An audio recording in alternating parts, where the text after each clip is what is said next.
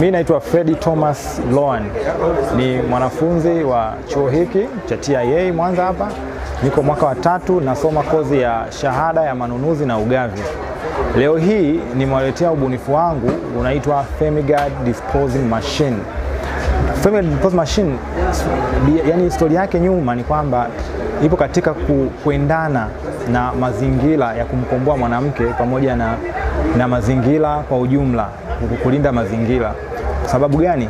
Nimekuwa nikifanya sasa tafiti kwa hizi ni jinsi gani wanawake wanavyoweza kutupa hizi taulo zao za kike baada ya matumizi. Hususan nimejikita kwenye hizi shule, lakini katika utafiti wangu nimegundua kwamba ni asilimia sema nyingi, sema karibia 11% hivi ndio kuna mfumo mzuri wa utupaji hizi taka za taulo za kike. Kwa maana gani?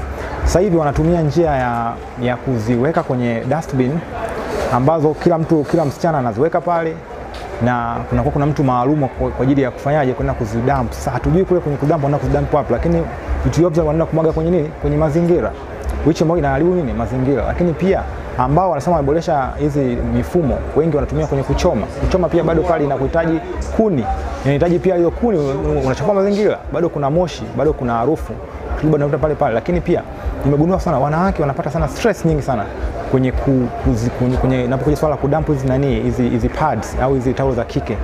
Hii pia inawajengea sana wanafunzi kukosa ile raha. Kuna wengine hawaamini sana katika kuweka damu zao sehemu moja na nini. Lakini solution nimekuja nalo ni hii mashine hapa. Kama unaweza kuona, mashine hii bado ipo kwenye mchakato wa awali kabisa la wazo, lakini tunategemea kwenda kwa utekelezaji kutokana na hii platform ambayo chuo imetupatia. Nitoe shukrani sana kwa uongozi wa chuo hapa, umekuwa ukitulea sana. Naamini mfumo utaenda kufanya utekelezaji. Mfumo huu manake kwa sasa hivi kuna serikali imekuwa ikihamasisha kwamba katika majengo mapya ya hizi choo kuna chumba maalum kwa ajili ya kubadilisha pedi, lakini so far kile chumba kiko empty, kina tu hiyo dustbin.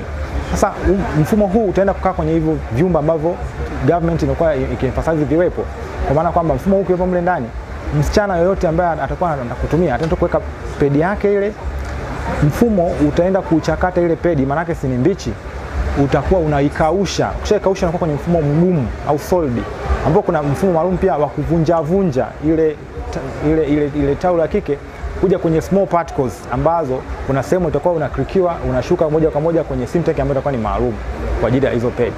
Na ile Simtek baadaye sisi tunaona matumizi, kuna matumizi ya baadaye, kuna renewable. Kwa kwenye matumizi mengine yatafanyika kama itakuwa ni mbolea au na mengine. Lakini kufanya hivyo